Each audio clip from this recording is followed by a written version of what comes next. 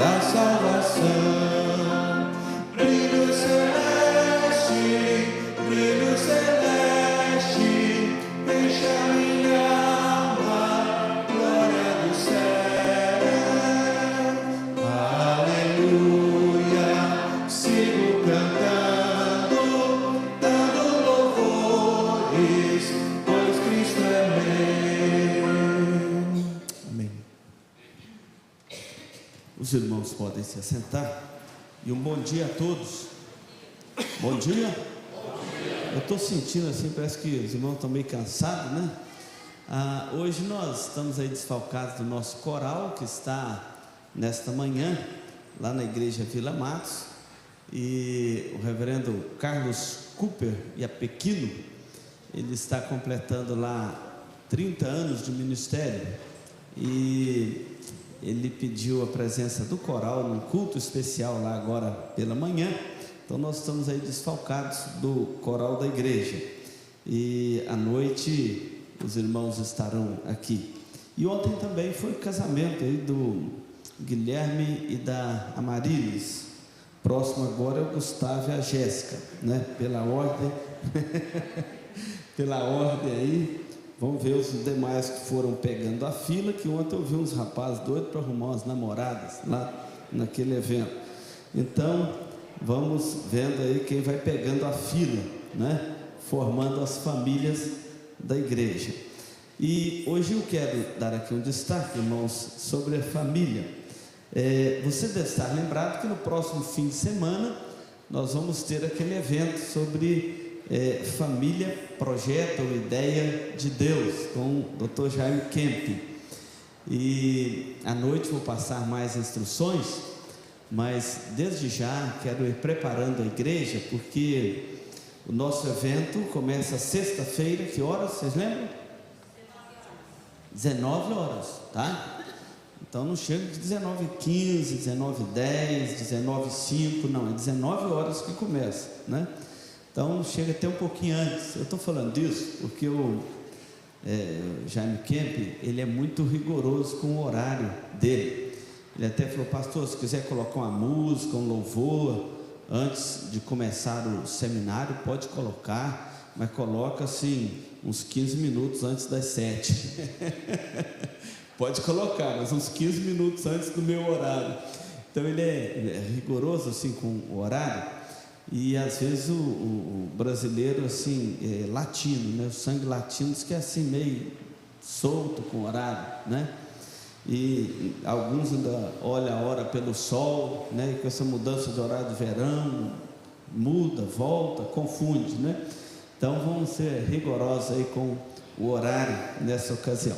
Deuteronômio 7, os versículos 6 a 11, quero destacar aí com você, porque se você está atento à nossa temática, este mês de março, nós estamos aí na parte da nossa programação da igreja, como a família, igreja, família de Deus, este mês a comunidade da aliança, e especialmente vendo o contexto da aliança. No capítulo 7 de Deuteronômio, de 6 a 11, nós encontramos a seguinte orientação: porque tu és povo santo ao Senhor teu Deus. O Senhor teu Deus te escolheu para que lhe fosses o seu povo próprio, de todos os povos que há sobre a terra.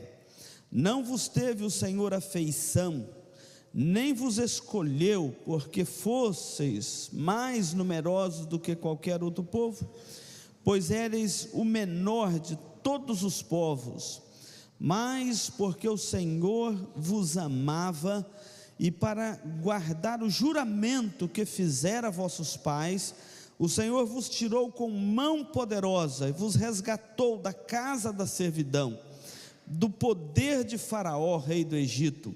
Saberás, pois, que o Senhor teu Deus é Deus, o Deus fiel, que guarda a aliança e a misericórdia até 1000 gerações aos que o amam e cumprem os seus mandamentos, e que dá o pago diretamente aos que o odeiam, fazendo-os perecer.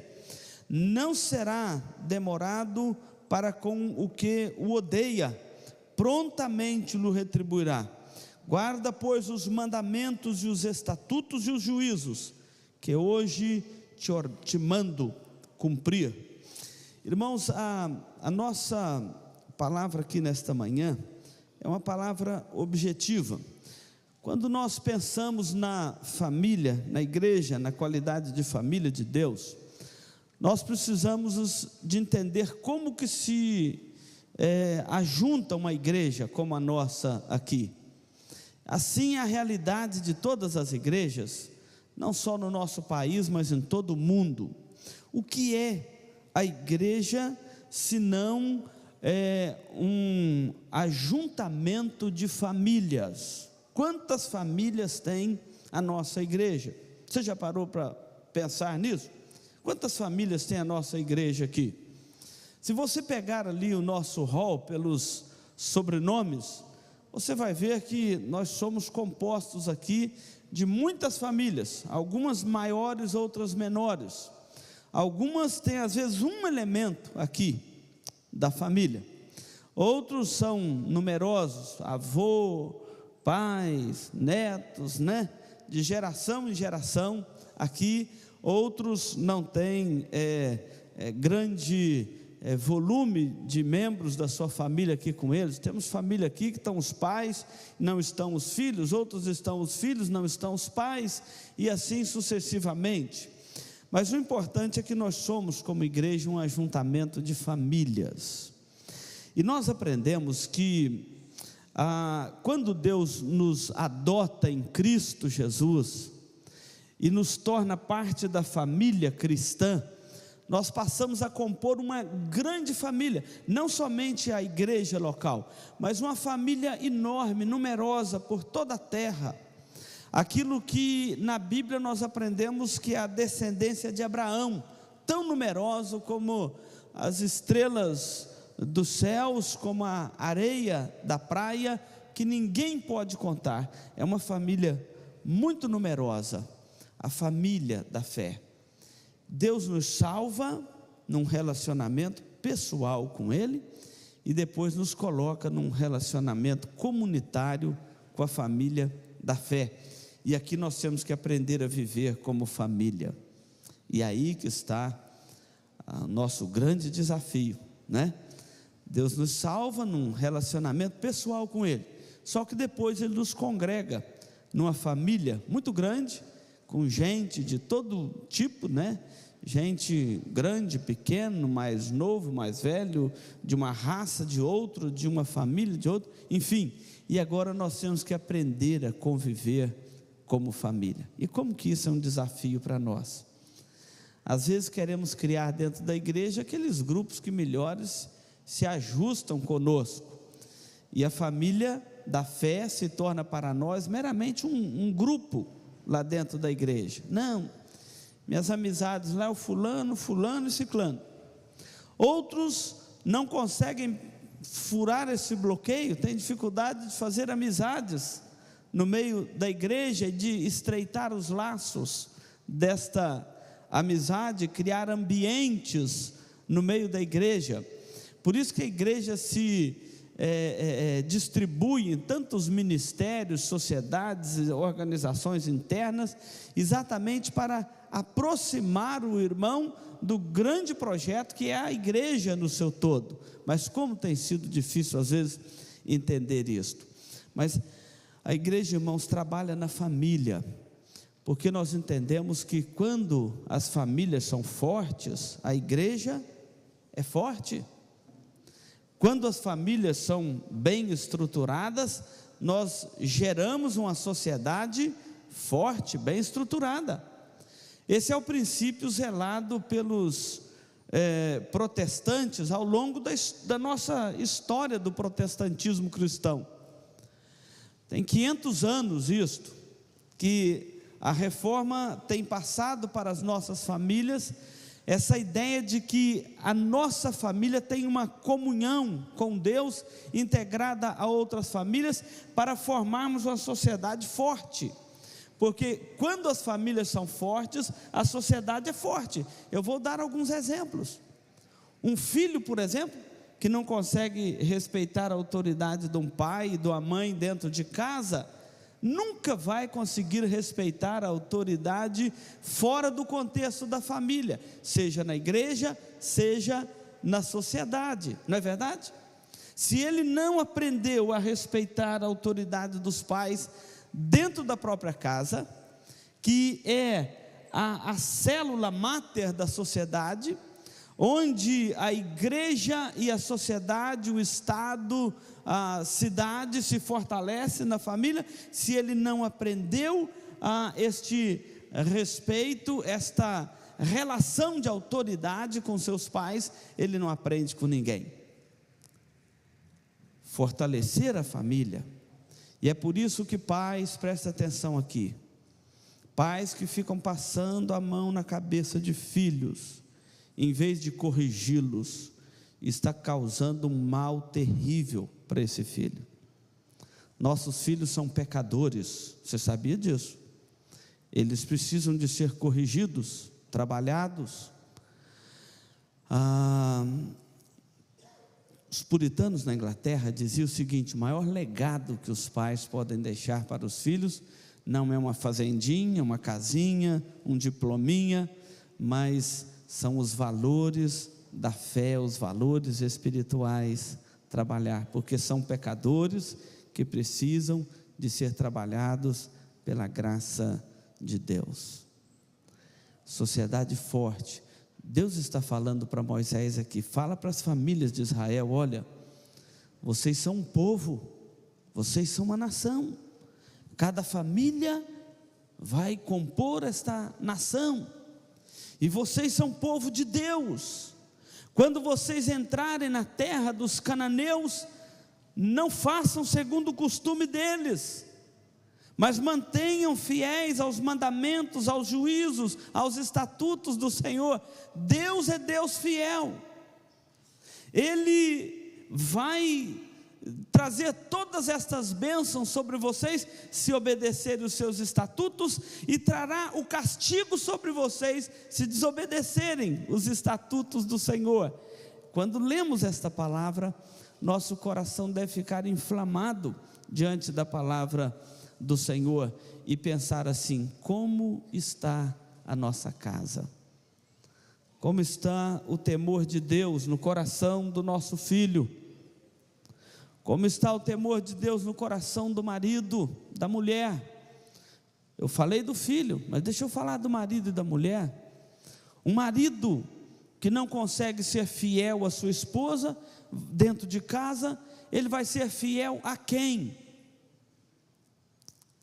A um colega de trabalho? A um cargo público que ele exerce? Eu me lembro um dia numa reunião, falei isso, numa reunião no hospital com alguns médicos, e eles querendo uma parceria conosco, e eu tive a infelicidade de falar isso, porque um homem que não é fiel à sua esposa vai ser fiel a quem? A um contrato? E depois fiquei sabendo que tinha uns lá com esse problema em casa, eu falei assim: agora eu já soltei a pombinha da arca de Noé, né? Agora já vou. Tive depois umas dificuldades, mas o que acontece? É a realidade. Se não conseguimos na família essa estrutura, dificilmente vamos ter uma sociedade melhor estruturada.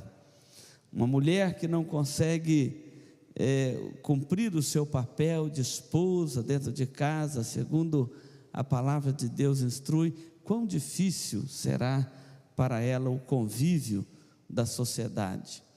Então, irmãos, eu queria que nós trouxéssemos esse assunto para a nossa mente, por duas razões. Primeiro, porque nós estamos falando aqui do contexto da aliança. A nossa família é parte da comunidade da aliança, e a comunidade da aliança, que é a igreja, ela tem os estatutos do Senhor para instruir a nossa família dentro de uma aliança com o Senhor. Segunda razão, porque nós vamos ter aí o congresso sobre família, ideia de Deus. Esse curso, ou congresso, ou simpósio, como você quiser chamar, ele é de uma importância muito grande para a vida das nossas famílias. Alguns estão falando assim: pastor, nós somos jovens ainda, não precisamos fazer o curso. Não, isso é mais para casais. Eu não falei isso aqui hora nenhuma, viu, jovens, adolescentes, eu não falei isso aqui hora nenhuma. Nós estamos falando de família, e família para mim é pai, mãe e filhos, não é verdade? Família é isso. Segundo o manual que nos veio da Sociedade Lar Cristão, quem pode fazer esse curso? Todos os nossos adolescentes de 12 anos para cima. Sabe por quê?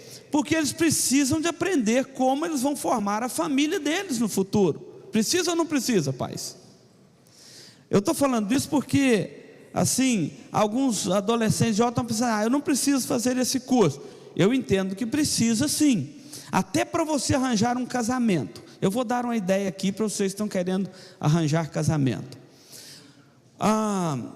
Quando você for namorar uma menina, viu, rapazes, presta atenção nisso.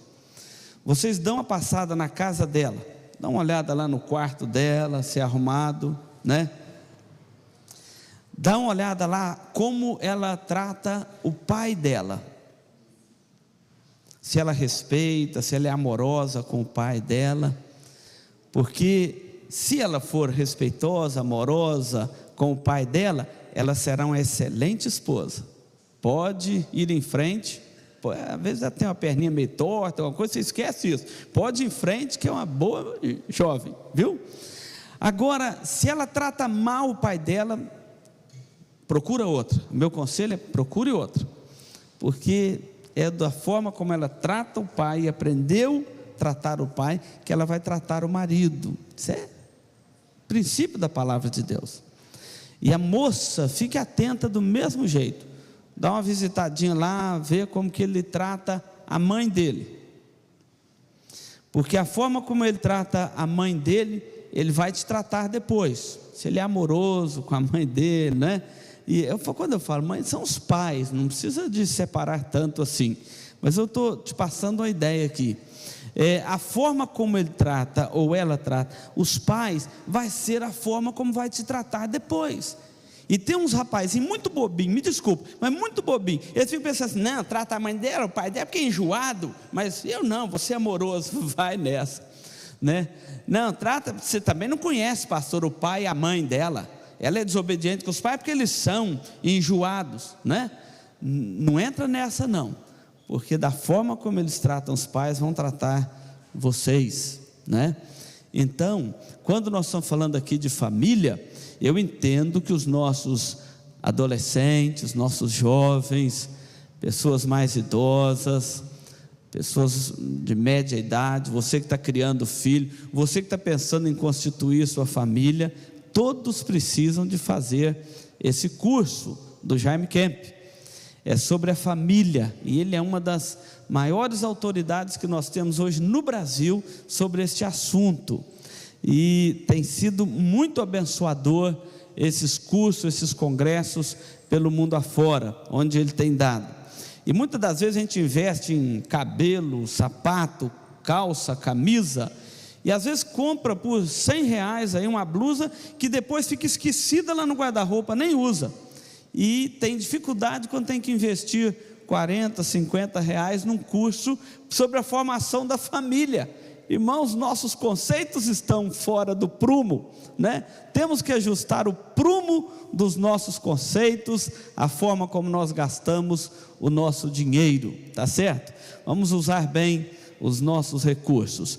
Então, nós estamos vendo a família no contexto da aliança e estamos aproveitando para encorajar os irmãos para o curso deste fim de semana. Sexta-feira, a partir das 19h, no sábado, a partir das 15h, com um intervalo ali para o banho e retorna à noite. E no domingo que vem, presta atenção nisso, nós não vamos ter a escola dominical normal como estamos tendo hoje. No domingo que vem, nós vamos ter aqui o curso pela manhã Da mesma forma. Então começa às 9 horas e vai até o meio-dia. Venham preparados, porque vai até o meio-dia. Não chega às 11 e já começa a querer, né? Vai até o meio-dia. Venha preparado para isto. Precisamos de tirar esse tempo para refletir sobre as nossas famílias, tá certo? E que Deus abençoe as nossas famílias, para nós colocarmos na nossa sociedade homens e mulheres preparados, não só porque fez uma faculdade, mas cheios de sabedoria, da aliança com o Senhor, para termos uma sociedade fortalecida no Senhor. Amém?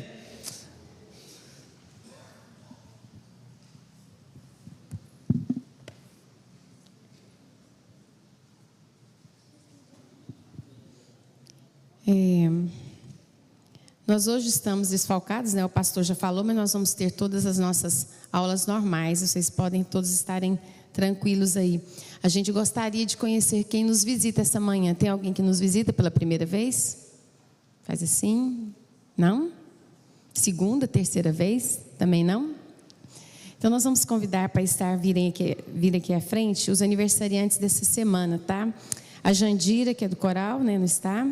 A Lilian, Nelly Ribeiro, José, Luciano, Gilmar, Luiz Roberto, Luiz Cordeiro, Rosane, Cláudio, Márcia, Luiz Fernando, Zaira, Flávia e Pedro. E pastor Edward, cadê seu nome?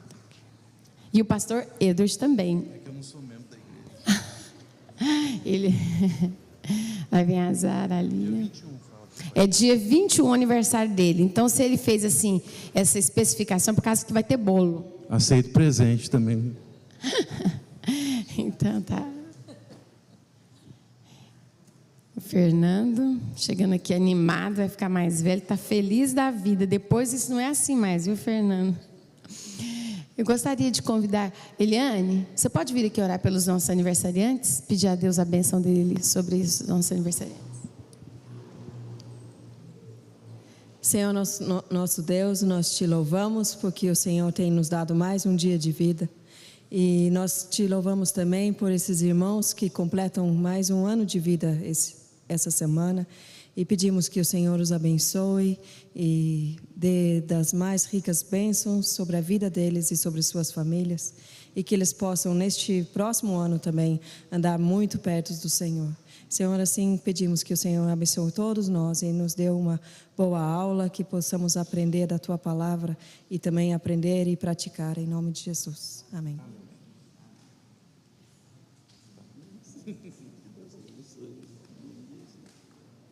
Parabéns. Parabéns. Parabéns, querido. Deus abençoe.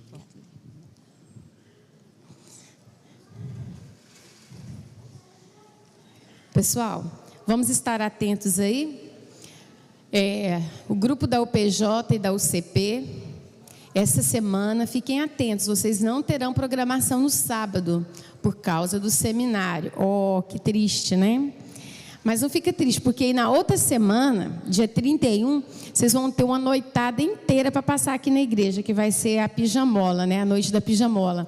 Fala com o papai, fala com a mamãe, avisa para os seus amigos que não estão aqui, que tem que fazer a inscrição, tá bom? Então, hoje à noite, os tios aí, os monitores estarão fazendo as inscrições de vocês.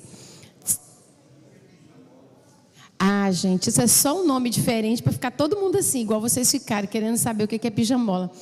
É a noite que a gente vai passar aqui na igreja, a gente põe o nome de pijamola, porque se imagina que à noite a gente usa pijama para dormir. Então, a noite da pijamola é que a gente vai vir para cá, a gente até vai trazer o pijama. Não sei se a gente vai usar, mas todo mundo vai trazer pijama, tá bom?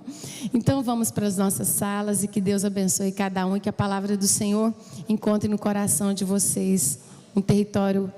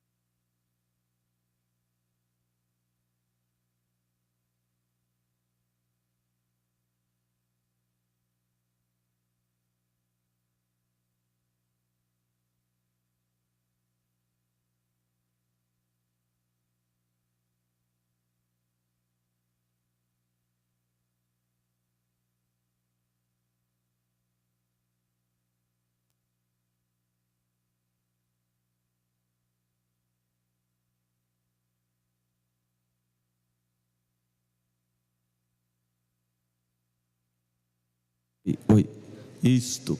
Vamos chegar mais para frente aqui um pouquinho, para a gente ficar perto do professor, que o professor gosta de ficar aqui pertinho dos alunos, né? Nós esquecemos de falar na abertura aqui, mas está internado ali no Hospital do Coração o nosso irmão presbítero Laércio. Voltou, deve fazer uma cirurgia, trocar o marca-passo terça-feira. Ele está o Laércio, presbítero, está no quarto 17, e do lado dele está o doutor Mário Enami, né? Doutor Mário, ele passou mal, estava até na reunião de um grupo familiar essa semana, passou mal, foi socorrido, era um infarto, e ele está passando por alguns procedimentos, e estava ali no quarto, talvez ia ter alta hoje, mas provavelmente daqui um mês, um período que a medicina manda esperar, ele terá que fazer outro procedimento, ou até mesmo a cirurgia de ponte safena, tá? Então vamos estar orando por estes irmãos aí. Bom dia, irmãos. Eu queria falar duas coisas antes da gente começar a nossa lição, que nós vamos finalizar a nossa lição a respeito da fé. Falta a gente tratar a fé no Novo Testamento e depois a importância da fé para a gente concluir. Senão o pastor vai me dar as contas aqui, hein? No domingo passado a gente ficou sabendo, né, que tinha um participante da internet, né, que queria fazer pergunta para nós, né? E nós achamos isso muito interessante, né, pastor? De Portugal, né? Alguém de Portugal queria participar da nossa lição aqui, né, para os irmãos verem aonde que a gente está chegando, né?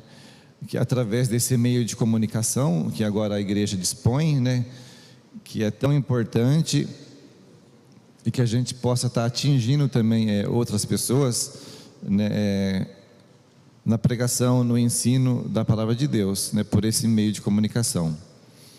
E a respeito daquilo que o pastor falou do Jaime Kemp, aquelas questões de que o rapaz observa como que é a moça e a moça observa como que é o rapaz, né?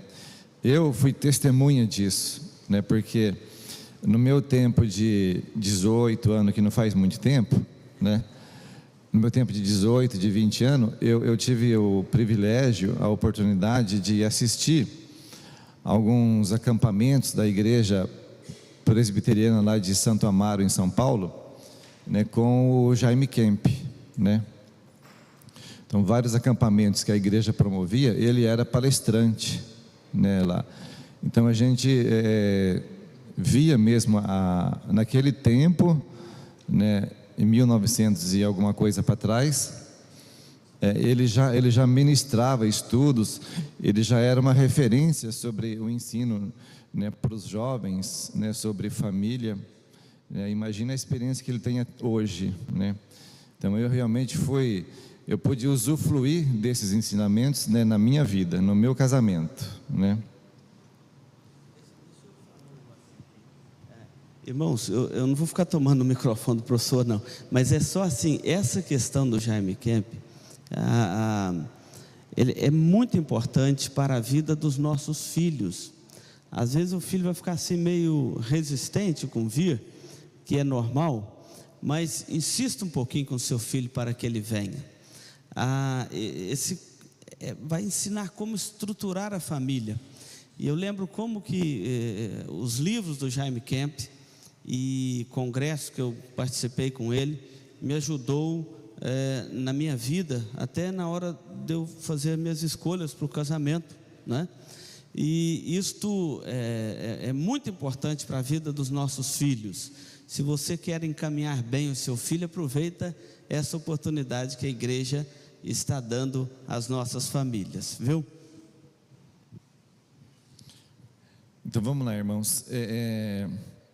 A fé no Novo Testamento, né, ela é apresentada pelo autor da revista, né, que ela simboliza para nós, né, ele trata que ela é apresentada como um título de propriedade das coisas que se esperam, baseado lá em Hebreus 11:1, né?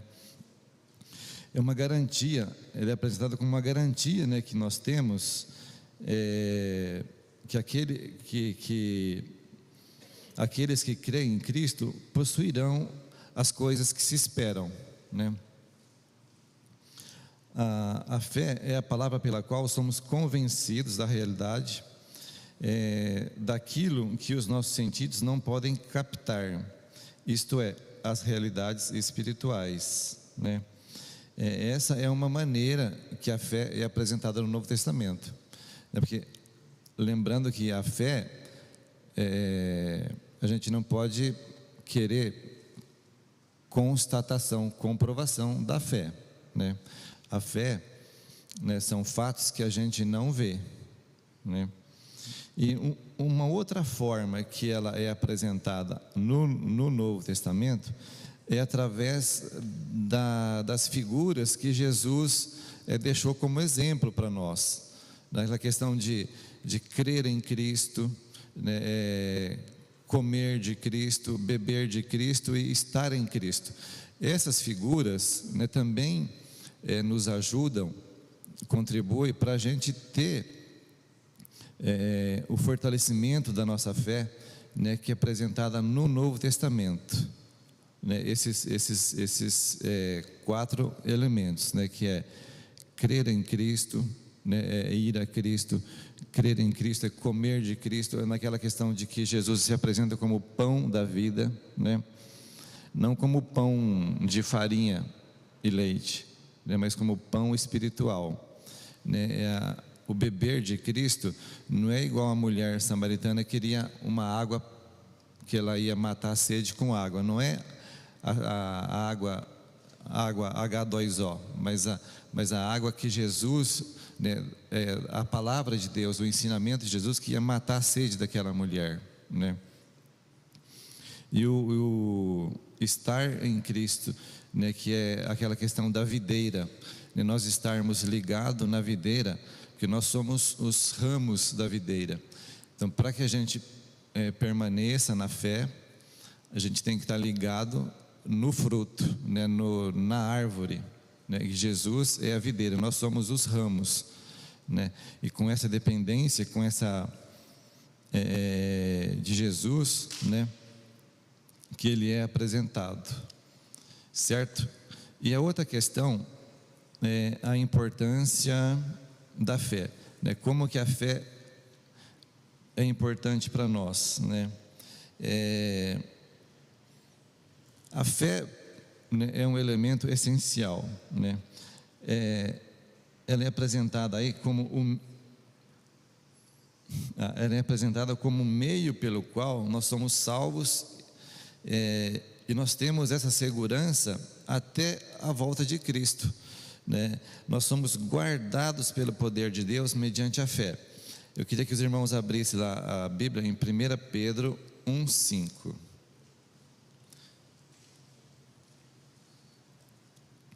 Depois de Tiago. 1 Pedro 1:5.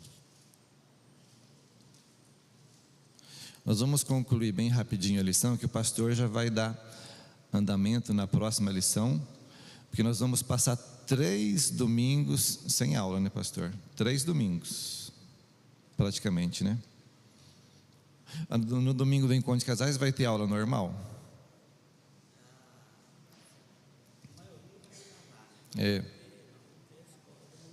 Tá. Então vai ser 2, né? Porque depois no outro domingo é o domingo da... Não, mas o da Páscoa, o outro é o da Páscoa já.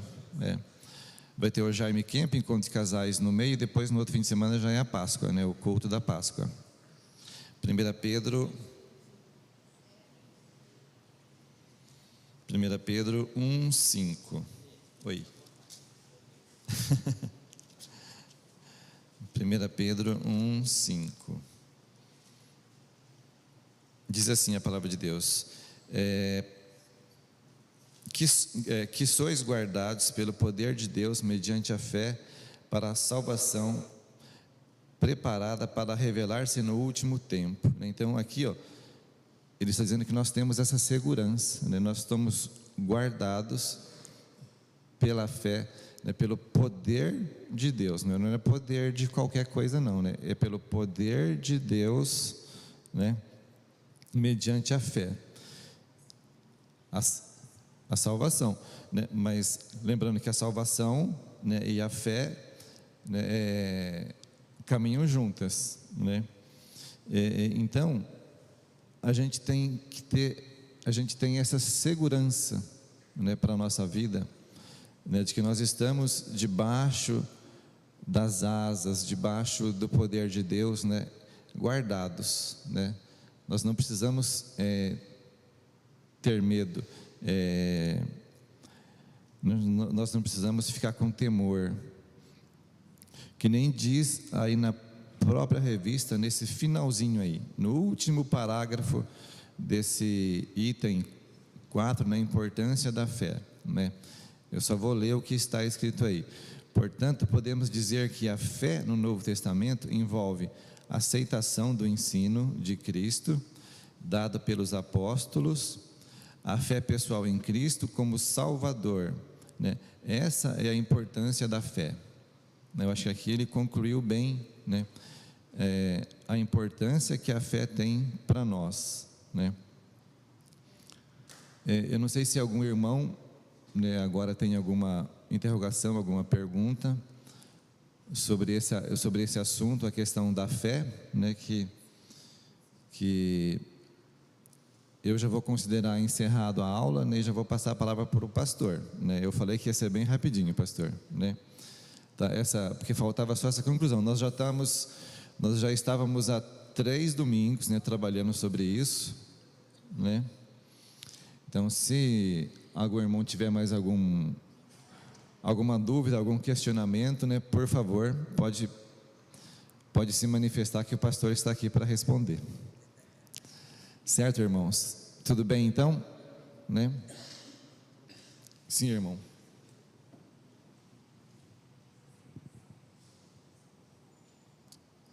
A gente observando a conclusão da revista, onde ele fala que a fé é essencial para a salvação, é interessante que o conceito de fé, em termos gerais, ela é latente em todo ser humano. E a gente vê até nessa questão do mundo científico, que alguns acreditam, né, que vem de uma ameba, e eu acredito que essa pessoa é uma ameba mesmo, né, para acreditar que vem da ameba, mas é tudo baseado em cima de uma fé, porque esses conceitos que nós somos bombardeados, né, que você é evoluído, né, e todo esse processo é em cima de fé, porque não tem constatação, né, e é feita uma teoria e eles tentam de tudo que é jeito provar que isso é verdade. Então, quer dizer, eles querem, a partir da fé, chegar à verdade. E se a gente voltar, né, ao conceito da salvação, que é o tema da lição, a fé também, ela é esse meio para a gente chegar à salvação.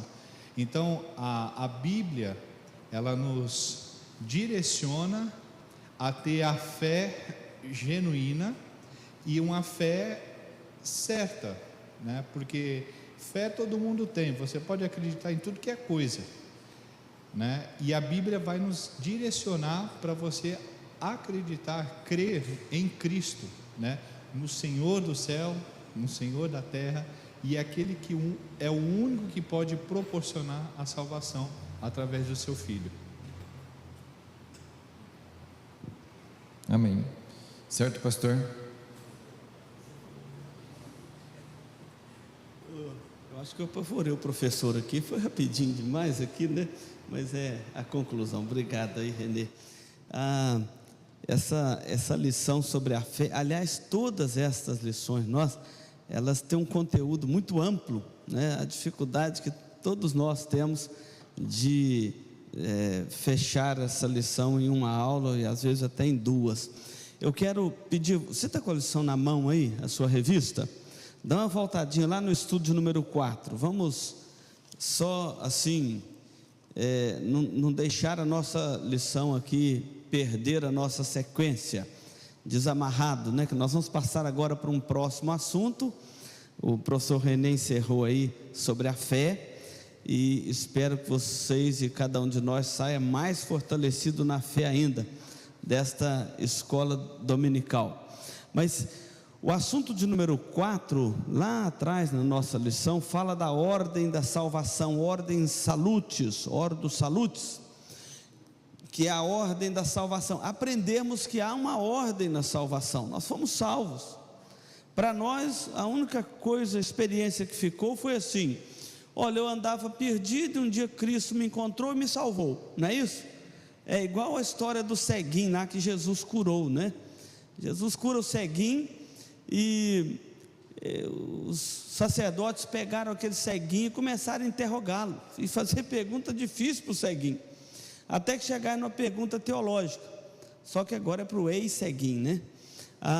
Que Jesus tinha curado o moço. Então perguntar para ele assim: me escuta aqui, aquele moço que te curou, ele é verdadeiramente o Filho de Deus? Foi fazer pergunta teológica para o ex-ceguinho, né? Se Jesus era ou não era o Filho de Deus. Nem o sacerdote estava conseguindo responder a pergunta, queria que o ceguinho respondesse, né?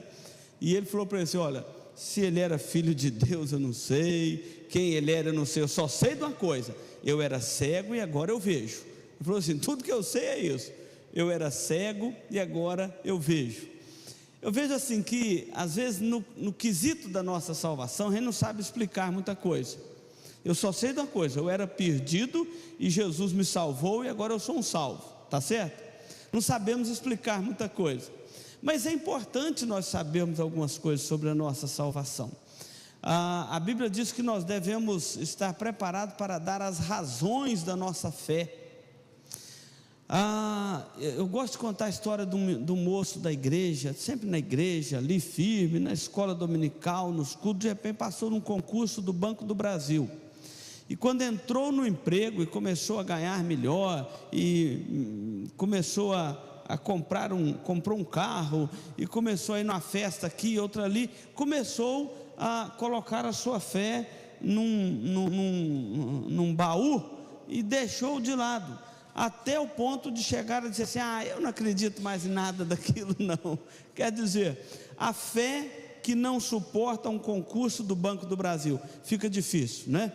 Tem uma história aí dos missionários que era para o pastor visitar um fazendeiro, e ele não foi naquele fim de semana. Quando voltou dali um mês, o irmão que queria que ele fosse visitar o fazendeiro, e o fazendeiro queria a visita dele, falou assim: o fazendeiro falou que não é nem para você passar lá perto. Mas por quê?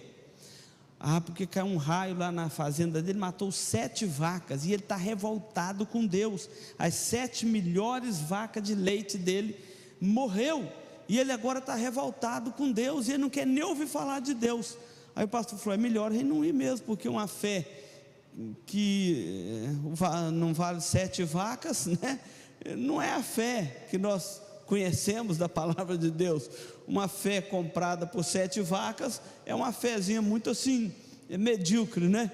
Então, na verdade, a gente precisa de entender, irmãos, o propósito de Deus na nossa salvação, para não negociarmos a nossa fé e os nossos valores espirituais por absolutamente nada nesse mundo, senão nós ficamos extremamente prejudicados. Aqui na ordem da salvação, nós vamos então só dar uma passada rapidinho com vocês, para a gente não perder a linha.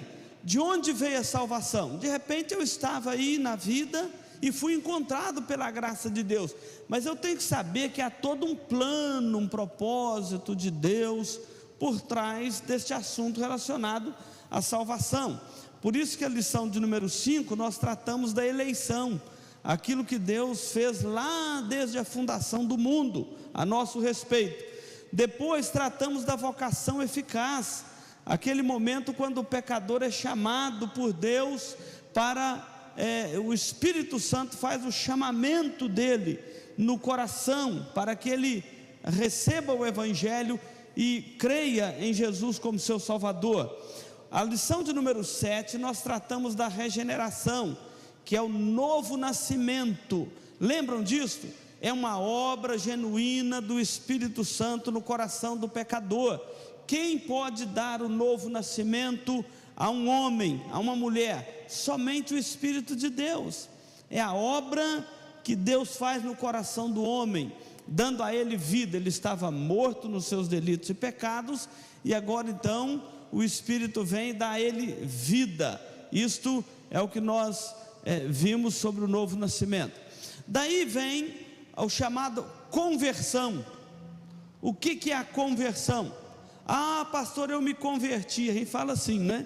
A nossa linguagem não é a melhor, porque na verdade eu não me converti, quem me converteu foi o Espírito Santo de Deus.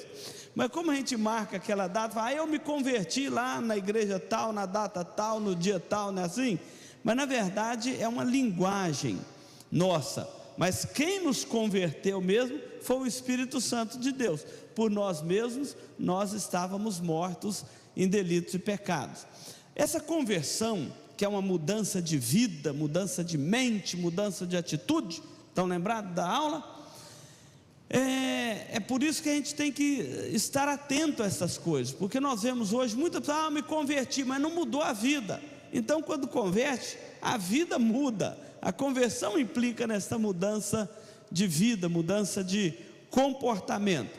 E nós vimos que a conversão, ela está alicerçada em 2 elementos. Lembram quais são os 2? A fé, que nós acabamos de ver, e qual a outra? São os 2. No ato da nossa conversão, acontecem essas 2 coisas tão importantes na nossa vida, que é a mensagem bíblica o tempo todo, né? Qual que é? O arrependimento e a fé, não é isso?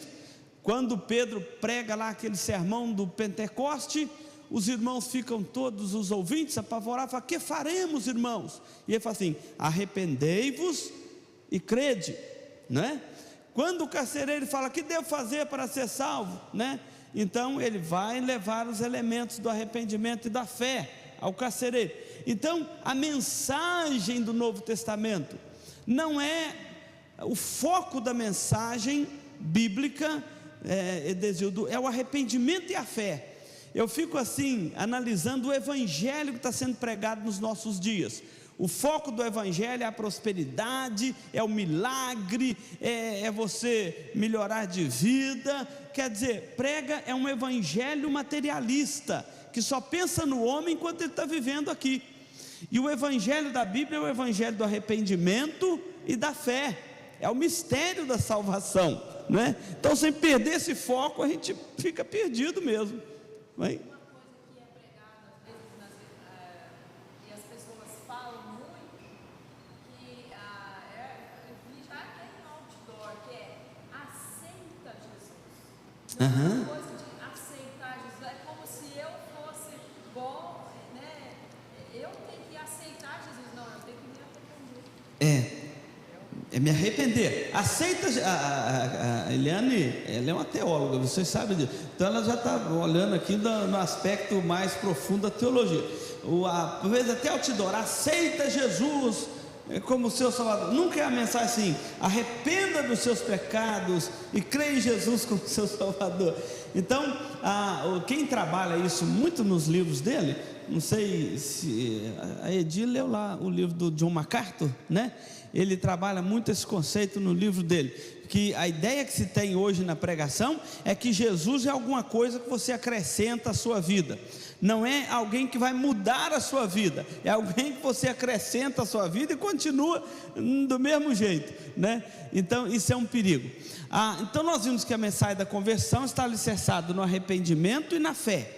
Tratamos do arrependimento numa aula, o professor René tratou da fé no outro. Agora nós vamos entrar nos 3 elementos finais relacionados à nossa conversão. Aí fala assim, mas pastor, acontece isso tudo no ato da nossa conversão? É isso tudo mesmo, está relacionado à nossa salvação. A ordem dos salutes ali é a ordem da salvação. Isso acontece dentro de nós, é o plano geral de Deus para a salvação nossa. Então a riqueza da graça, quando Paulo escreve aos Efésios, ele fala da riqueza da graça que há em Cristo Jesus. Então faltam 3 elementos para a gente estudar relacionados à salvação, que é a justificação pela fé, a santificação, então só para a gente já agora pegar aqui, que é um quadro final, e ele é muito interessante para a gente entender. Paulo fala isso lá em Romanos 8, 28, por ali: aos que de antemão chamou, a esse também predestinou, aos que predestinou, a esse também justificou, aos que justificou, santificou, e aos que santificou, glorificou. Então nós vamos ver agora os 3 elementos finais. A justificação pela fé é um ato. Presta atenção nisso, que aluno de escola dominical do Renê, meu aqui, do Jonas, tem que sair daqui, além de um crente firme na fé, tem que ser um teólogo também, uma teóloga, né? Tem que, né, aprofundar aí. Então a justificação é um ato. Nós vamos ver isso a partir da nossa aula daqui. É um ato. É um ato. O que é um ato? Um ato é aquilo que acontece uma vez, definido. Depois, a outra aula, nós vamos ver a consequência da justificação, que é a nossa santificação. Enquanto a justificação é um ato, a santificação é um processo que nos acompanhará a vida toda, tá certo? Todas as vezes que nós somos convencidos pelo Espírito Santo de um pecado que nós cometemos, é o Espírito Santo nos santificando. Nós vamos ver isso na aula. E a terceira, que terá também a nossa 13ª lição, vai tratar da glorificação. A glorificação é um estado final. Então, um ato, um processo e um estado final, a nossa perfeição. O homem mais santo dessa terra não é tão santo que ele já esteja assim, pleno, preparado até para ser beatificado. Não, o homem mais santo dessa terra ainda é um pecador que está em processo de santificação. A glorificação é um ato que vai acontecer conosco lá na frente. Então nós já vimos a escolha, o novo nascimento, a conversão. Agora vamos tratar da justificação. É um ato que acontece quando nós arrependemos dos nossos pecados pela obra do Espírito Santo no nosso coração, arrependemos dos nossos pecados e cremos em Jesus como nosso Salvador. A minha pergunta para você nesse assunto agora da justificação é simples: como você encara a justiça de Deus? Nós vamos tratar de um dos assuntos mais sérios e difíceis das Escrituras, chamado a justiça de Deus. Deixa eu fazer uma pergunta aqui simples: quem aqui teme a justiça de Deus? Quem teme a justiça de Deus? Isso só mostra assim, como que esse assunto precisa de ser esclarecido no nosso meio, porque nós não conhecemos a justiça de Deus, por isso que nós não a tememos. Se você conhecer a justiça de Deus, você passa a temer a justiça de Deus. E é na conversão e na salvação, nesta obra chamada justificação, que nós entendemos como tratar com a justiça de Deus. Deus não deixou de ser justo. Nós temos um capítulo da teologia chamado a ira de Deus. Vocês já ouviram falar na ira de Deus? Aliás, vocês acreditam que Deus se ira, que Deus é um Deus irado? Ou é só aquele Deus bonzinho, melancólico, misericordiosozinho, aquele velhinho de muleta que não fala nada com ninguém? Qual a visão que você tem de Deus? A ira de Deus? Pode falar, seu Budão?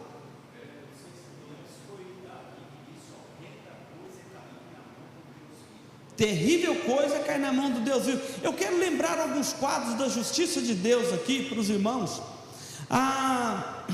Poderíamos lembrar de vários quadros da justiça de Deus na Bíblia.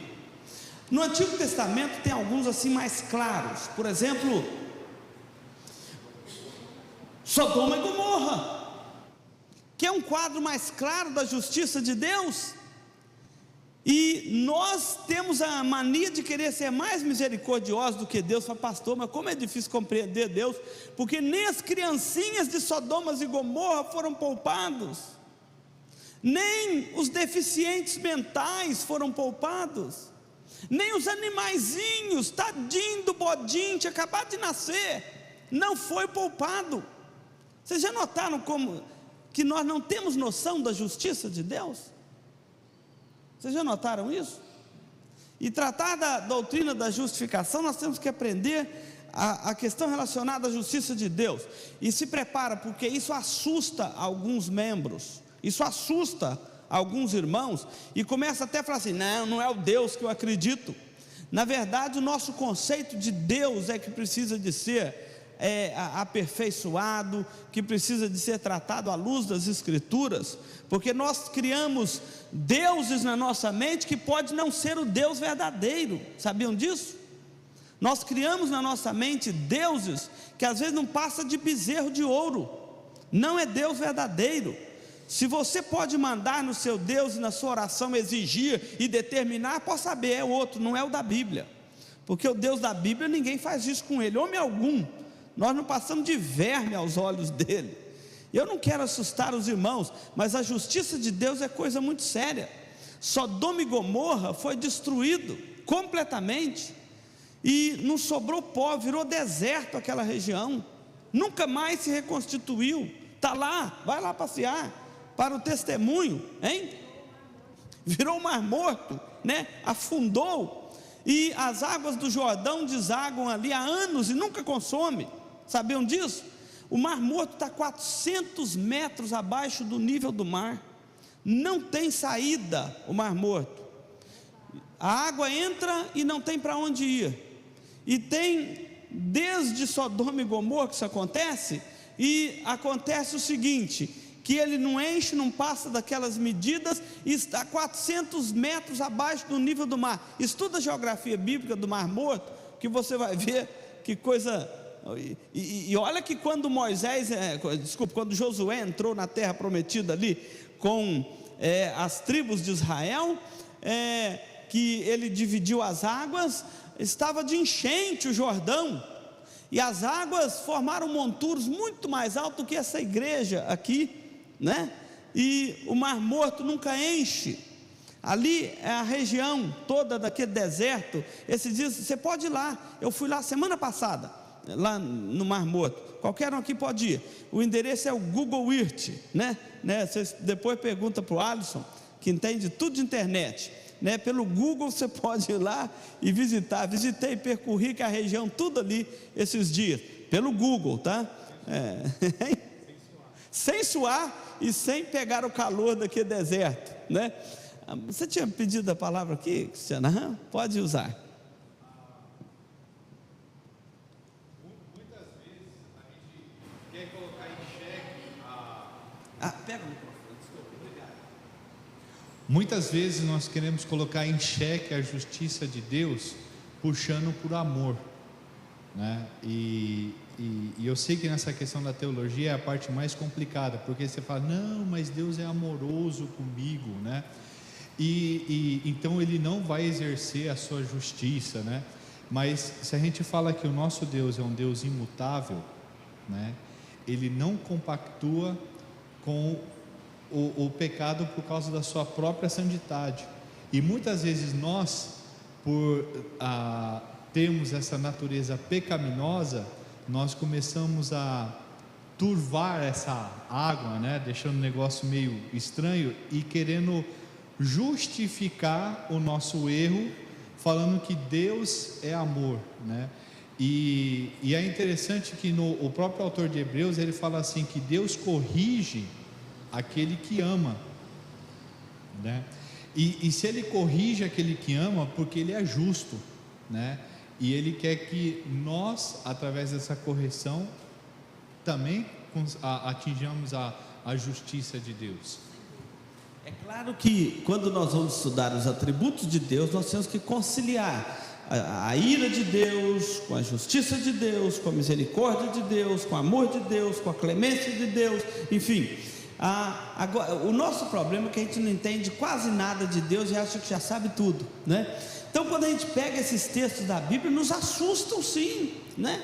Falamos aqui de Sodoma e Gomorra, mas podíamos ter falado do dilúvio, podíamos ter falado daquela transição do povo de Israel no deserto, que muitas das vezes Deus manifestou a sua ira contra os seus próprios filhos da aliança, e eles ficaram prostrados no deserto, né? Poderíamos falar do juízo de Deus naqueles povos vizinhos, no próprio povo da Palestina, que Deus os expulsou da terra para dar aquela terra em promessa para os filhos de Israel. Aquela terra era habitada, tinha gente morando lá, entendeu? Então é difícil às vezes a gente compreender, porque nós queremos pensar Deus com a nossa cabeça humana, e aí fica muito difícil. O que você ia dizer, irmã?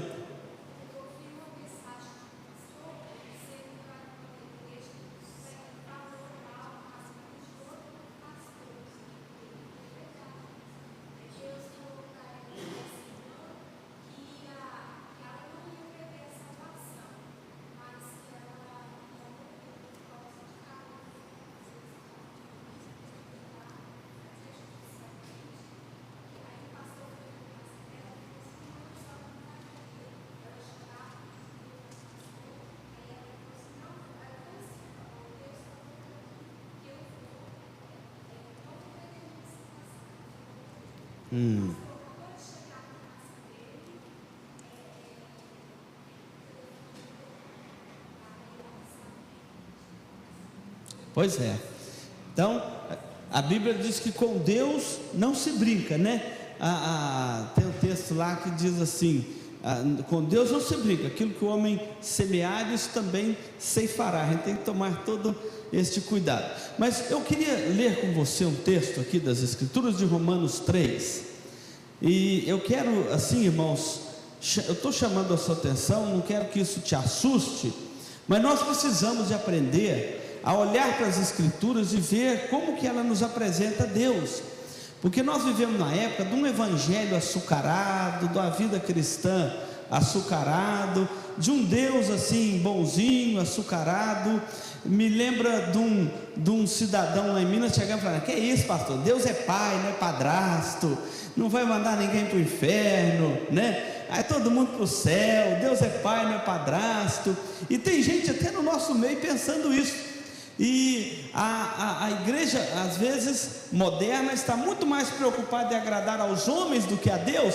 Então apresenta um evangelhozinho assim açucarado, que resolve pelas metades o problema do homem, e que dá a ele um bem-estar temporário, faz do homem que é um pecador um super-homem, um semideus, e com pouco o homem já está mandando em Deus: eu determino, eu exijo, e eu quero, e pegando pirraça. Me lembra muito mais os profetas de Baal do que o profeta Elias, né? Os profetas de Baal que ficavam exigindo de Baal e se retalhando, né, assim?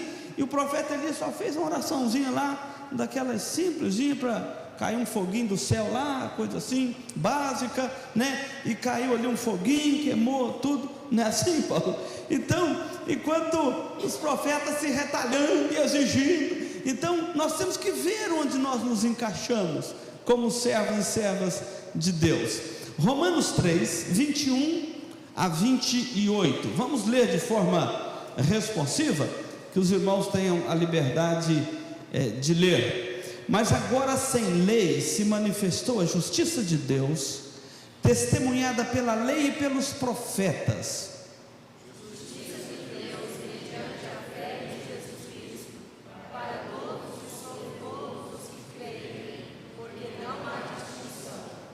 Pois todos pecaram e carecem da glória de Deus, sendo justificados gratuitamente por sua graça, mediante a redenção que há em Cristo Jesus. a quem Deus propôs no seu sangue como propiciação.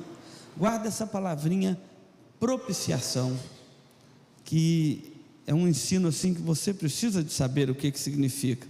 Mediante a fé, para manifestar a sua justiça, por ter Deus na sua tolerância deixado impunes os pecados anteriormente cometidos.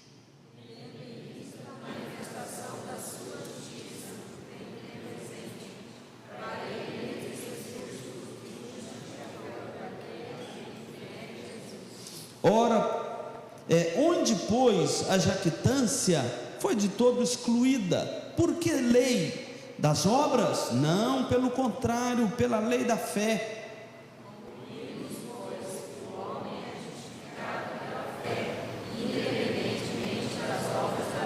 É até aqui o nosso texto. O homem é justificado pela fé, independentemente da obra da lei. Você está aí com a sua lição, olha na introdução dela. Eu quero destacar muito hoje esse primeiro ponto aqui sobre Lutero e a justificação pela fé. Mas deixa eu passar com você aqui pela sua introdução. Aqui fala assim: além do valor da nossa salvação, essa doutrina da justificação, ela tem uma grande relevância na história do protestantismo. Nós vamos ver aqui o porquê. Então, a doutrina bíblica da justificação, esse ensinamento das sãs doutrinas, além de ter uma importância enorme para a nossa salvação, porque houve uma propiciação pelos nossos pecados, um Deus irado contra o pecado, a sua ira foi acalmada de alguma forma contra nós. Isso é a palavra propiciação, é acalmar a ira ou aplacar a ira. Então a ira de Deus, da sua justiça, que estava acesa, direta como o sol do meio-dia sobre a nossa cabeça, de repente aplacada. Sabe quando você está andando no sol quente do meio-dia e vem aquela nuvenzinha e entra debaixo do sol assim e cobre a sua cabeça? Você já teve essa experiência? Não é gostoso, refrescante? Você está andando naquele sol queimando a sua cabeça. E quem tem pouco cabelo, então, né, passa aperto na hora dessa, né? Tem que arrumar um chapéu, né? E de repente aquele solzaço ali quente, você, né? Os Zelita na roça acontece muito isso, né, Zelita? Então de repente vem aquela nuvem bondosa e enfia debaixo do sol, te cobre. Eu lembro, às vezes, caminhando, né? E aquela sol quente, vem aquela nuvem, ai que frescor.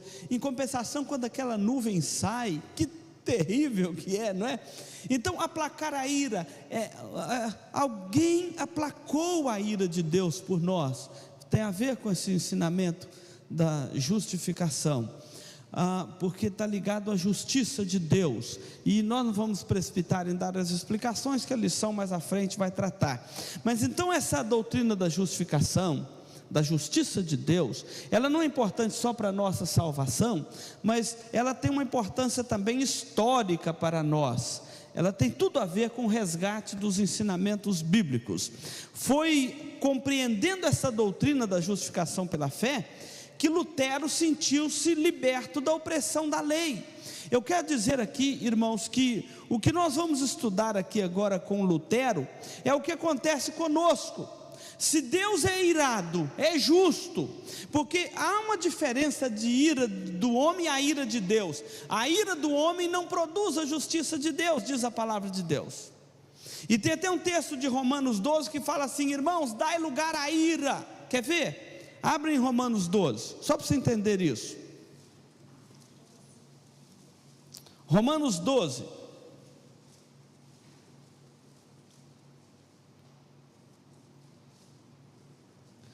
A partir aí do verso 17, agora aqui está falando da nossa ira carnal, não é o caso da de Deus. Não torneis a ninguém mal por mal. Eu sei que não tem ninguém aqui que faz isso, que fica querendo pagar o mal que o outro fez para você com mal também, não é verdade? Nós não fazemos isso, né, Tiago? Então fora disso aí, né? Ninguém aqui fica tendencioso a pagar o mal com o mal, não é isso? Não é isso nada, irmãos, mentira. Nós queremos pagar o mal com o mal mesmo, né? Se alguém te der um pontapé, você quer dar 5, 6 nele. Tiago, você ficou sem jeito de falar aí, né? Mas pensa lá num campo de futebol, o cara te dá uma pisada, você quer dar 2 nele, né? Nós queremos pagar o mal com o mal. A nossa ira acende rapidinho, não é verdade? Então ele está falando assim: não torneis a ninguém mal por mal. Agora fala assim: esforçai-vos por fazer o bem. Para pagar o mal com o mal não precisa nem de esforço, não é verdade? É natural isso, né, Manuel? Para pagar o mal com o mal. Agora, para fazer o bem, Paulo já fala assim: esforçai-vos por fazer o bem. O mal com o mal é natural. Agora, para fazer o bem, tem que esforçar muito, não é, jovem? Tem que ter um esforço assim sobre-humano. Então ele continua dizendo assim: se possível, quando depender de vós, olha aí, tende paz com todos os homens. Agora lê esse versículo 18 para mim. Não, 18 mesmo. Se possível.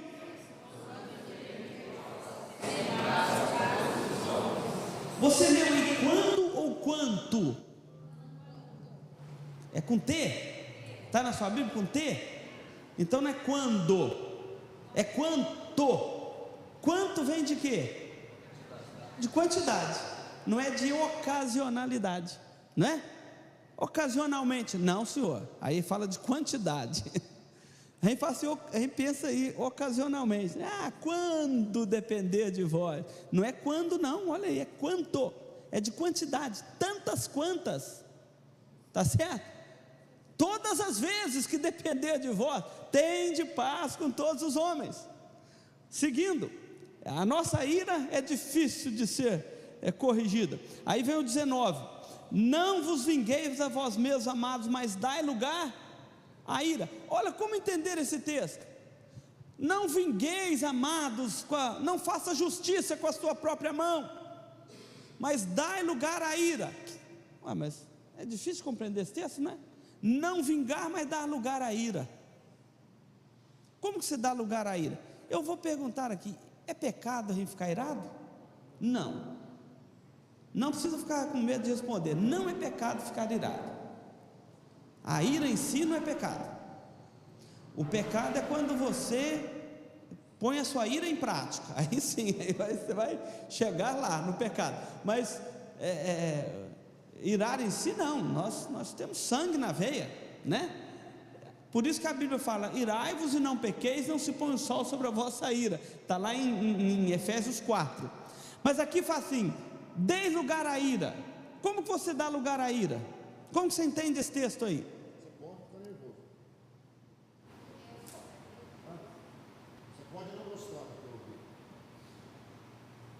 Você pode ter vontade de dar um murro no cabo, mas até aí não é pecado. Agora se você for lá e der um murro, aí já, né, extrapolou a ira, não é isso, Paulo?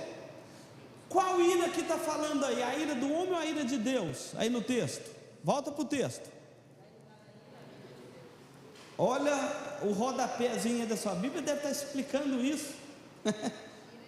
A ira de Deus, não é a sua não. Dai lugar à ira de Deus.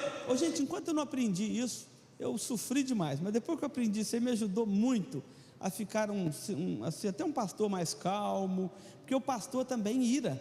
Tem dia que dá vontade de subir no púlpito e espraguejar a metade, e a outra metade você deixa para espraguejar domingo que vem, né? Dá vontade. Vocês acham que não dá não? Dá. Hein? Como? Como assim? Não tem muita fé nisso não. Mas a ira, a gente fica irado sim, né? Mas depois que a gente aprende o que esse texto ensina, facilita.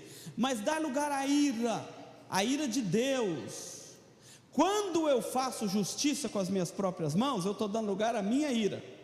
Quando eu descanso na justiça de Deus, eu estou dando lugar à ira de Deus. E aí tem um princípio espiritual muito interessante de justiça. Nós estamos falando de justiça para entendermos a justiça de Deus, tá certo? Então, olha o que esse texto vai seguir dizendo aí. Mas dá lugar à ira de Deus. Eu não tenho que fazer justiça com as próprias mãos. Eu posso ter paciência, porque se eu creio na justiça de Deus, então eu não preciso fazer justiça com as próprias mãos. Quando você for injustiçado, alguém falar mal de você, não é? E acalma a sua cabeça, abaixa a sua cabeça, humilhai-vos na presença do Senhor, que Ele vos exaltará. Dai lugar à ira de Deus, deixa Deus assumir a sua causa. É isso que o texto está dizendo. Aí ele fala assim, porque está escrito. Como que está escrito? A mim pertence a vingança, eu retribuirei. E esse texto foi escrito num contexto que as leis romanas diziam que a lei da retribuição era 4 vezes mais. Se alguém roubasse uma vaca, tinha que devolver 4. Então a retribuição, ela é por demais longa, tá certo? Lembra quando Zaqueu se converteu? Ele fala assim: Senhor, resolvo dar aos pobres a metade dos meus bens, e se em alguma coisa eu defraudei alguém, eu restituo 4 vezes mais. Quem fez curso de direito aí, né, deve lembrar da lei das 10 tábuas de Roma. A lei das 10 tábuas dizia isso: se alguém roubou um objeto de alguém, tem que retribuir 4 vezes o objeto, ou o valor do objeto. É por isso que Zaqueu, bem instruído nas leis romanas, na qualidade de cobrador de imposto, ele já antecipa: eu vou retribuir segundo o critério da lei, 4 vezes mais, não é? Então, mas e a lei, e a vingança de Deus, e a retribuição de Deus? Se nós corremos para fazer a justiça com a nossa própria mão, a justiça que cairia só sobre o inimigo, agora cai sobre nós também. Se nós nos satisfizermos com a justiça de Deus, cai só sobre ele. Então aqui tem um segredo para a nossa vida espiritual nesse texto, porque o texto vai seguir dizendo assim: pelo contrário, se o teu inimigo que te fez mal, você ficou irado contra ele, tiver sede, meu filho, dá-lhe de beber. E é difícil fazer isso, não é, Jorge?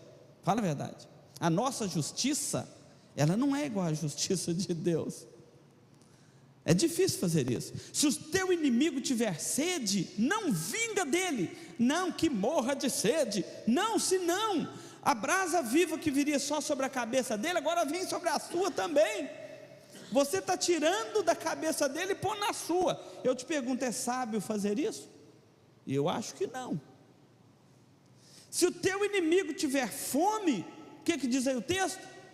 Dá-lhe de comer. Agora completa a leitura do versículo. Porque fazendo isto, sobre a cabeça do inimigo. Então, se você não retribui o mal com o mal, se você dá lugar à ira de Deus e à justiça de Deus, você está amontoando brasas vivas sobre a cabeça daquele que te fez o mal. Ô irmãos, a gente não sofre muito menos se a gente fizer isso? Fala a verdade. Porque você vai e faz o mal para o outro, ele acha que tem que voltar e te devolver o mal, porque sempre a gente acha que ficou no prejuízo, não é verdade? Pensa, você está jogando um futebol, alguém te deu uma pisada, você dá uma assim um pouco mais forte, ele te pisou com a esquerda, você já pisa com a direita, né? Que é mais forte. Aí ele já se sentiu prejudicado, falou: deu uma pisadinha de nada, ele me deu um pisadão, agora eu vou dar 2 nele. Aí você se sente prejudicado, falou: peraí, eu dei uma pisada nele, ele me deu 2, agora eu vou dar 3 nele. E aonde vai parar isso, né? Então é mais ou menos essa lógica que a gente usa. Então, porque fazendo isso amontoarás brasas vivas sobre a sua cabeça. E o 21, não te deixes vencer do mal, mas vence o mal com o bem. Então, voltando agora à introdução aí da lição, este princípio da justiça é um princípio que não tem limite para nós, e entender a justiça de Deus é um exercício para a nossa consciência por demais longo, porque a nossa justiça é complacente, a de Deus não. A nossa justiça, ela é acobertadora, a de Deus não. Então nós temos que tomar um certo cuidado com isso, porque se nós não entendemos a justiça de Deus, nós não vamos entender esse princípio da justificação. E vem aqui então o seguinte: Lutero foi liberto da opressão da lei quando entendeu a justiça de Deus. Irmãos, esse é um problema que nós precisamos de tratar, porque por outro lado, muitos de nós vivem oprimidos, achando que podemos fazer algumas barganhas com Deus para aliviar a ira de Deus sobre a nossa alma, sobre a nossa família. E este é um outro erro que nós corremos quando tratamos da justiça. Então tem uma perguntinha aqui que diz o seguinte: Por que essa doutrina da justificação é tão importante? O que é a justificação? Como ela é realizada?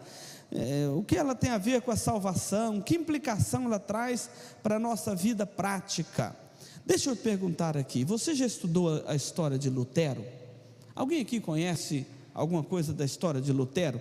Lutero, você sabe que é o reformador, aquele que deu o grito da reforma no dia 31 de outubro de 1517, na cidade de Wittenberg, na Alemanha, colando as suas 95 teses, contradizendo a venda das indulgências, etc. Então, lá, foi o grito da reforma. Você conhece alguma coisa da história pessoal de Lutero?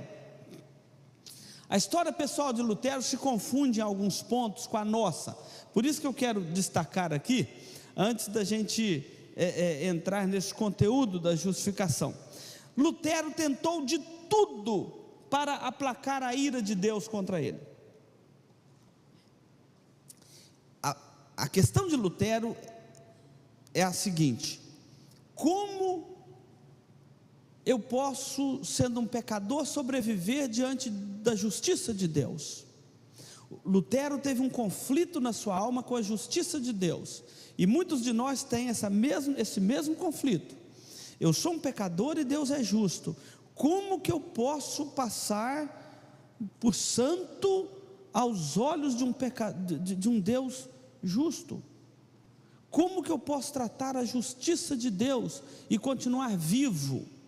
Como que eu posso enfrentar a justiça de Deus? E tudo que eles mandaram Lutero fazer para acalmar a sua alma, ele fez. Falar com ele, dorme, faz penitência. Ele fez todas. Dentre elas, a penitência de dormir no chão, chão puro assim, ó. Chão puro assim. Lutero tinha tanto medo da ira de Deus e da justiça de Deus, que se no café da manhã, na hora do pãozinho lá, gente, hoje teve pouco pão, nós vamos dar só meio pão para cada um, tá certo? Isso acontecia demais, né? Centro estudantil, isso acontece constantemente, né? Então, lá no café da manhã, e ele, aquela fome de adolescente, ele comia a parte dele, e olhava para o pão do colega, e cobiçasse o pão do colega. De noite ele se penitenciava por ter cobiçado o pão do colega. Isso está registrado na literatura a respeito dele. Olha o senso de justiça e de medo da justiça de Deus que ele tinha. Se cobiçasse o pãozinho do colega, de noite ele se penitenciava, custava dormir, fazia todas as penitências que foram ensinadas a ele, dormir no chão. E o que mais fala aqui? Ficar sem comer, greve de fome, que é diferente de jejum, tá? Greve de fome, para ver se Deus se agradasse dele, como que eu vou satisfazer a justiça tão exigente de Deus? E ele achava Deus muito severo, e a mão muito pesada, porque ele é justo, quem fizer o erro ele chega e castiga. Aí um dia falar para ele: Lutero, sossega a sua alma, Lutero. E ele tinha a alma inquieta. Aí falar para ele assim: Tiago, vai a Roma. Ele morava na Alemanha. Vai a Roma e sobe todas as escadas da Catedral de São Pedro de joelho. De joelho. Todas as escadas da Catedral de São Pedro de joelho, e você vai sentir paz na sua alma. É uma penitência que você vai fazer, e por ser em Roma, aquela mística da religião, né? Por ser em Roma, e degrau por degrau você vai subir de joelho. E ele fez, mas ele era perfeccionista. Sabe o que ele fez? Ele não se contentou em subir de joelho. Degrau por degrau ele fez uma oração. Ele repetiu a oração do Pai Nosso e a Ave Maria, degrau por degrau. E quando ele chegou no penúltimo degrau, veio na mente dele a seguinte pergunta: e quem me garante que isso aplaca a ira de Deus?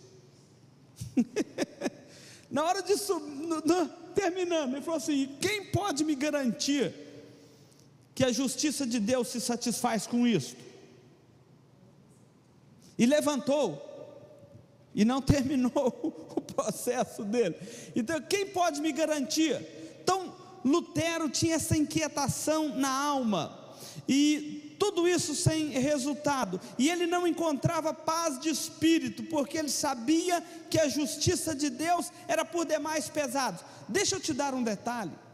Depois ele foi ser professor de teologia de Salmos na Universidade de Wittenberg, e ali na Universidade de Wittenberg, ele lecionando a teologia de Salmo, ele se deparou com a justiça de Deus lá em Salmo.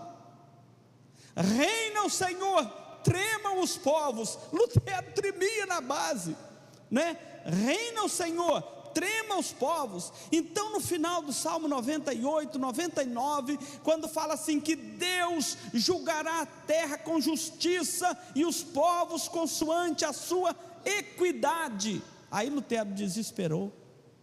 Deus vai julgar a terra com justiça, não vai sobrar ninguém, Senhor. Vocês acham que se Deus julgar a terra com o rigor da justiça dele hoje, sobra alguém? Hein? Não, vamos deixar a misericórdia de Deus de lado aqui. Só com a justiça dele, sobra alguém? Ninguém. Romanos 3 vai repetir lá o Salmo, que Deus olhando do céu à terra não viu justo, nem sequer um. E era isso que apavorava Lutero. Aí eu te pergunto, isso por vezes não apavora a nossa alma também? Fala a verdade, apavora ou não apavora a nossa alma, quando nós pensamos na pureza da justiça de Deus? Porque uma coisa, irmãos, é eu passar por justo aos olhos dos irmãos aqui, são pecadores igual eu, não é? Ou vocês passarem por justos aos meus olhos, é facinho, facinho. Nós somos pecadores de uma mesma categoria, mas e passar por justo aos olhos de Deus, hein, Sônia? É um negócio meio complicado isso aqui, hein? Estão me pedindo para pular essa parte, né? Ô pastor, pula essa parte aí, né? Vamos pular essa parte, é melhor para todos nós, né? Ou não, né? Mas então Lutero, deparando com a justiça de Deus, e ele então vai estudar a Bíblia, buscando a explicação, como explicar a justiça de Deus, e de repente ele se depara com a leitura de Romanos, e Romanos 1,16 fala assim: pois não me envergonho do Evangelho, porque o Evangelho é o poder de Deus para a salvação de todo o que crê, primeiro do judeu e depois do grego. Então, ao deparar com esta mensagem do Evangelho, ele falou assim: opa, aqui está a boa nova do Evangelho. O Evangelho é o poder de Deus para a salvação. E se a leitura do texto parasse aqui, estava resolvido. Acontece que o verso 17 vai dizer assim: visto que a justiça de Deus se depara no Evangelho. Quando ele lia essa palavrinha, justiça de Deus, o coração dele inquietava todo, e ele depara de novo com a palavrinha aí: visto que a justiça de Deus se revela no Evangelho. E Lutero então fala: meu Deus, quem vai se livrar? E diz aqui que piora então mais ainda, quando ele vê que a justiça de Deus, ela se revela no Evangelho. E o verso 18 de Romanos 1, lê o verso 18 de Romanos 1, vê se ele não é apavorante. 18:1, Romanos 1:18, desculpa, é 1:18, tá? Desculpa aí, é 1:18. Estão com a Bíblia aberta aí? Nós vamos concluir a nossa aula, já que está na hora. Depois, quando retornarmos aqui na nossa escola, depois dessas atividades que vêm pela frente, nós vamos continuar. Vocês leiam bastante essa lição em casa, tá bom? Hoje eu quero só inquietar a sua alma, para você ir para casa ler, orar mais, não é? Senão faz igual aquela história diz que morreu um pastor e um motorista de táxi, e chegar no céu uma festa para o motorista de táxi, e o pastor não der nem um cachorro quente para ele lá, e ele ficou decepcionado, falou: mas Senhor, esse motorista de táxi aí, o cara mais barbeiro, não respeitava a lei de trânsito, passava no sinal vermelho, e agora ele vem para aqui e faz a maior festa, e eu, um pastor, a vida toda pregando o Evangelho. Ele falou: mas enquanto você pregava, os membros dormiam. Esse homem, enquanto ele dirigia, todo mundo orava, né? Então eu não quero que isso aconteça. Eu quero que você vá para casa assim, inquieto na alma, para ver se você ora mais, vai ler a Bíblia, que né? Senão a situação fica feia. Acharam aí? Romanos 1,18? A ira.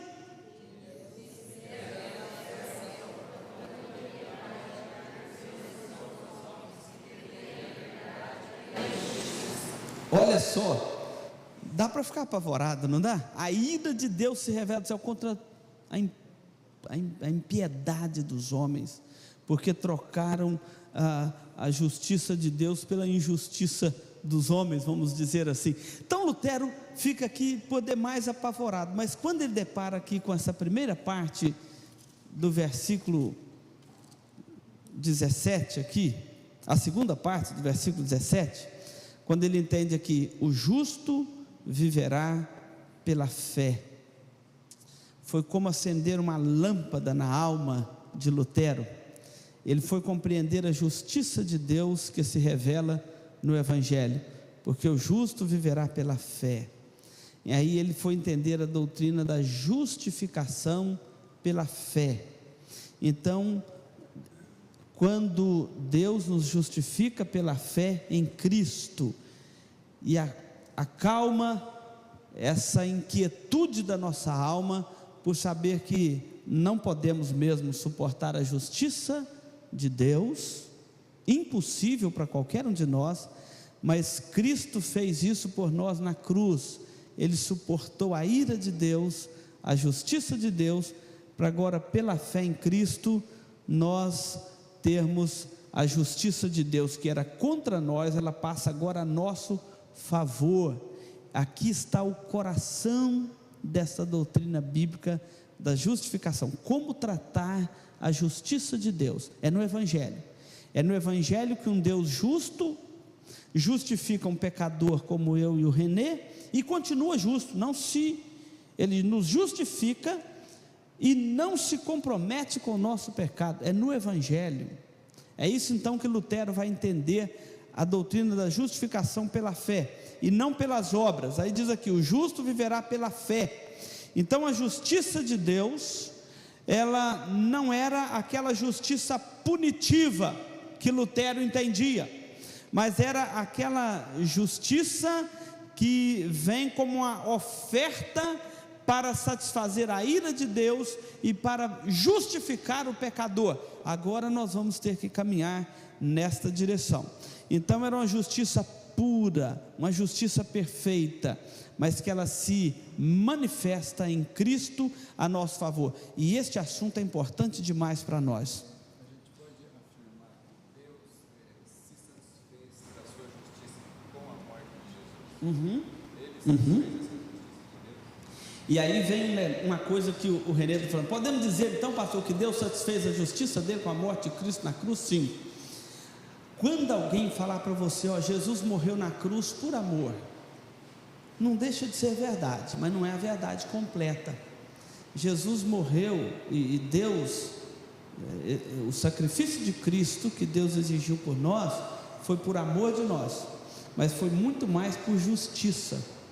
A justiça de Deus precisava de ser satisfeita. Então Jesus morreu por amor? Sim, ele morreu por amor, mas muito mais ele morreu para satisfazer a justiça de Deus a nosso favor, para que a justiça de Deus não caia na sua ira sobre você, é que Cristo ofereceu o sacrifício da cruz pelos nossos pecados. Não caiu sobre nós, mas caiu sobre ele. Nós vamos ver isto ao estudarmos aqui a nossa lição. Hein? Não, se não fosse Jesus nós estávamos perdidos, definitivamente perdidos, né? E se a gente for reler a oração de Jesus no Monte Getsemane, lá que estava no Monte das Oliveiras, que estava suando sangue lá e pedindo para afastar esse cálice, tendo essa visão da justiça, dá para perceber realmente, assim, esse negócio aqui, esse trem é pesado. Quando Jesus, Cristiano está lembrando, quando Jesus orou, falou: Senhor, se possível, passa de mim esse cálice. era o cálice da ira de Deus que seria derramado sobre ele para satisfazer a justiça de Deus. Eu quero então concluir a nossa aula aqui dizendo o seguinte, irmãos: primeiro, cuidado com esse negócio de ficar descansando em justiça própria. Os homens estão cheios disso, justiça própria. Se perguntar aqui, por que você acha, se você chegasse no céu agora e te perguntasse, Jesus te parasse lá, Alisson, falasse assim, por que eu devo deixar você entrar aqui no meu céu, Alisson? A maioria de nós sabe como responde? Ah, Senhor, porque eu procurei andar nos teus caminhos, fazer a tua vontade, e procurei obedecer os teus mandamentos, ir na igreja, dar o dízimo, aluno da escola dominical. Isso é justiça própria, tá, irmãos? Isso é justiça própria. A única coisa que você poderia responder satisfatoriamente naquele momento é falar assim: não, realmente eu não mereço entrar no seu céu, mas eu creio que o Senhor morreu na cruz para me salvar. Então você está descansando na justiça de Cristo. Agora esse negócio, não, porque eu estou tentando obedecer, eu estou fazendo por onde, né? Eu estou fazendo por onde? Eu estou indo na igreja, estou tentando obedecer ao Senhor, olha, eu estou tentando, né? Não, os meus amigos me chamam para as coisas erradas, eu não vou. Isso é justiça própria. Então eu quero convidar você, enquanto estivermos dando essa aula da justificação, para deixar a sua justiça própria de lado e descansar o seu coração na justiça de Deus. Enquanto Lutero descansou na justiça das obras, na justiça da lei, na justiça própria, ele não teve paz no coração. E enquanto você e eu descansar na justiça própria, tem pessoas que acham até que o crente pode perder a salvação, é porque ele está descansando na justiça dele, não na justiça de Deus, tá certo? No dia que nós descansarmos na justiça de Deus, irmãos, nós vamos ter paz na alma, para viver, para morrer, para enfrentar as lutas. Isso tem a ver com o nosso dia a dia, tá certo? Então a Bíblia diz que as nossas justiças são trapos de imundícias. É isso que você ia falar, Paulão? Só isso? Tem mais alguma? As nossas justiças aos olhos de Deus são trapos de imundícias. Toda essa justiça própria que às vezes você descansa a sua alma, não passa aos olhos de Deus de trapos de imundícias. Se bastasse a sua justiça própria, não precisava de Cristo ter morrido na cruz para salvar você e eu, tá certo? Então eu quero que ao estudarmos este assunto, nós aprendamos a abrir mão da nossa justiça própria, e por outro lado a parar de ficar inseguro na nossa fé. Aquele que descansa na justiça de Deus não precisa de viver inseguro na fé, e nós precisamos disso para enfrentar essa confusão religiosa dos nossos dias, tá certo? Então vamos estudar a justificação pela fé. Estuda em casa para reforçar a nossa aula aqui, tá bom? Vamos ficar de pé, vamos orar. Esse assunto não está conclusivo, você sabe disso, então certamente você ainda tem algumas dúvidas sobre ele, e traga essas dúvidas para a gente ir dirimindo nas próximas aulas, lembrando que domingo que vem nós vamos estar com o Jaime Camp e vamos estar fazendo aquele curso, então não teremos propriamente esta aula. Paulo, ora para nós. Deus bendito, louvado seja teu nome, Senhor, pela tua justiça e pela tua misericórdia sobre as nossas vidas.